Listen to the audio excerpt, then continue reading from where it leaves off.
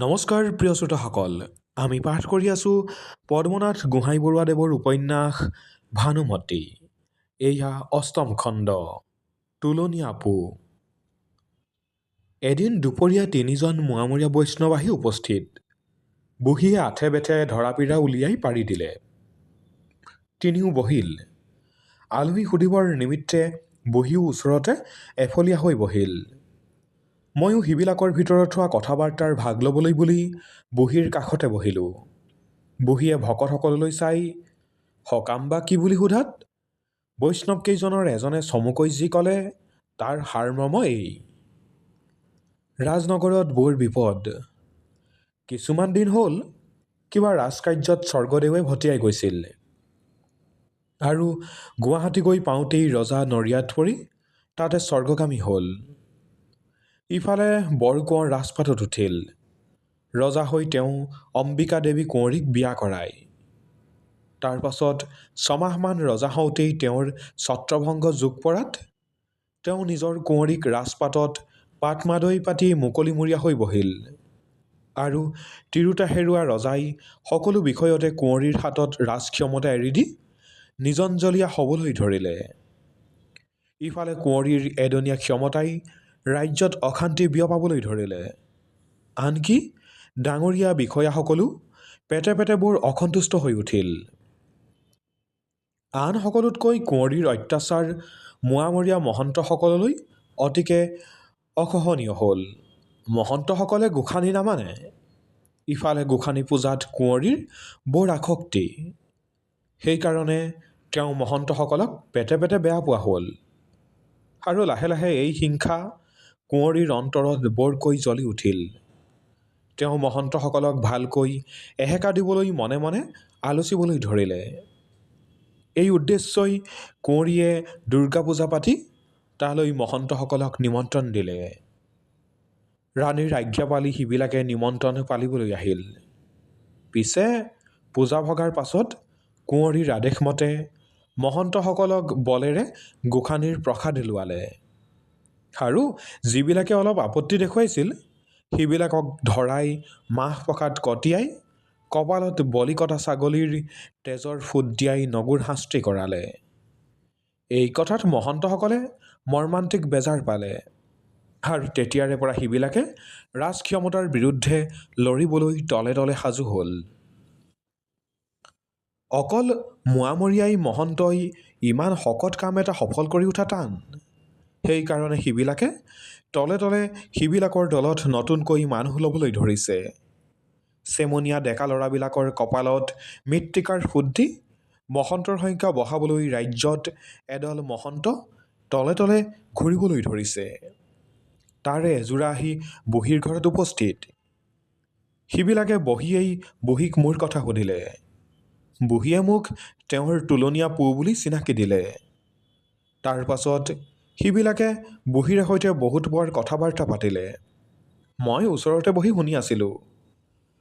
মুঠৰ ওপৰত সিবিলাকে মোক সিবিলাকৰ দলত সোমাই ল'বলৈ বিচাৰে। বুঢ়ী তাত একো পধ্যে মান্তি নহয়।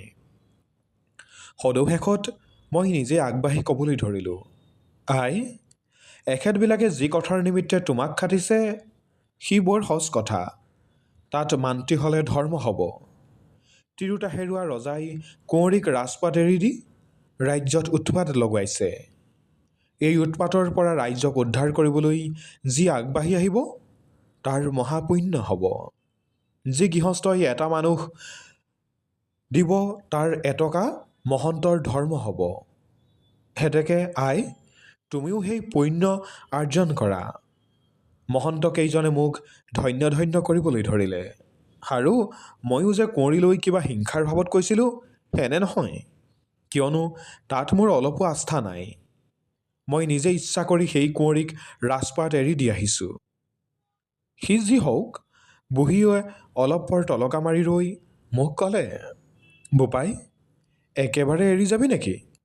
যাব খুজিছ যা, মইনো ধৰি ৰাখিব পাৰোঁনে? এই বুলি বুঢ়ীয়ে মনটো আমোলাই পেলালে। মই ততালিকে আকৌ ক'লোঁ, নহয় আই, একেবাৰে যাব লাগিলে এদিনলৈকো নাযাওঁ। মই দিনৌ এওঁবিলাকৰ দলত যোগ দিমগৈ। দিনো উলটি আহিম, কোনো চিন্তা নাই। এই কথা শুনি বহীয়ে ৰং মনেৰে মোক মোৱামৰীয়া মহন্তৰ দলত যোগ দিবলৈ অনুমতি দিলে। মোৱামৰীয়া মহন্তৰ লগত কাম কৰি মোৰ মনত দিনক দিনে উৎসাহ বাঢ়ি আহিল। ৰাইজৰ হৈ ৰাজ ক্ষমতাৰ বিৰুদ্ধে উঠা মোৰ উদ্দেশ্য নহয়।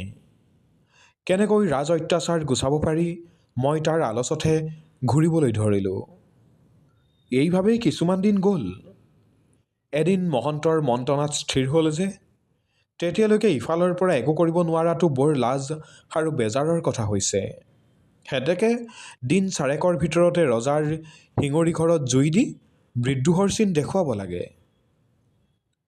মই দেখিলোঁ বিদ্ৰোহৰ চিন দেখুৱাই ৰজাঘৰত ভয় লগোৱাটো ভাল কথা হৈছে, কিয়নো ইয়াৰ পৰা একপক্ষে কুঁৱৰীয়ে ভয় পাই শান্ত হ'ব পাৰে আৰু আন পক্ষে ৰজাৰ নগৰত মই বলোৱাৰ বিষয়টো ই তল পেলাব। কিন্তু সেইবুলি শিঙৰি ঘৰত জুই দিয়াটো ভাল নহয়। তেনে কৰাৰ পৰা ৰাজ্যৰ ক্ষতিহে হ'ব মাথোন। সেইকাৰণে মই মহন্তসকলক এই বুলি ঘূৰালোঁ যে শিঙৰি ঘৰত জুই দিয়াটো বিদ্ৰোহৰ চিন নহয়, সি বিদ্ৰোহৰ কাৰ্যহে হ'ব। এতেকে চলিত নিয়ম মতে ৰজাৰ চৰাত ৰাতি গৈ বিদ্ৰোহী নিচান পুতি থৈ আহিবগৈ লাগে। এই কথাত মহন্তসকল বৰ সন্তোষেৰে মান্তি হ'ল। ইয়াৰ পাছত মই আৰু এটা কথা সিবিলাকৰ বিচাৰলৈ আগবঢ়ালোঁ যে মহন্তসকলে আত্মৰক্ষাৰ নিমিত্তে এটা কোঠ মৰাৰ আৱশ্যক। আগ ধৰি এই কাম সমাধা নকৰাকৈ বিদ্ৰোহৰ কাম হাতত লোৱা উচিত নহ'ব। এতিয়া বিদ্ৰোহৰ চিন মাথোন দেখুৱাই কোঠ মাৰিবলৈ যাব লাগে। সেইমতেই মহন্তসকলে নেঘেৰি টিঙত এটা কোঠ মাৰিবলৈকো স্থিৰ কৰিলে। ইয়াৰ পাছৰ পৰা মহন্তসকলে মোৰ কথাত বৰকৈ প্ৰত্যয় মানিবলৈ ধৰিলে আৰু মাজে মাজে সিবিলাকৰ হতুৱাই মোৰো কাৰ্যসিদ্ধি কৰাই ল'ব পৰা হ'লোঁ। এই উপায়েৰেই মাজে সময়ে জানিব পাৰিলোঁ যে দেউতা আৰু গোহাঁইদেউ ভালে আছে।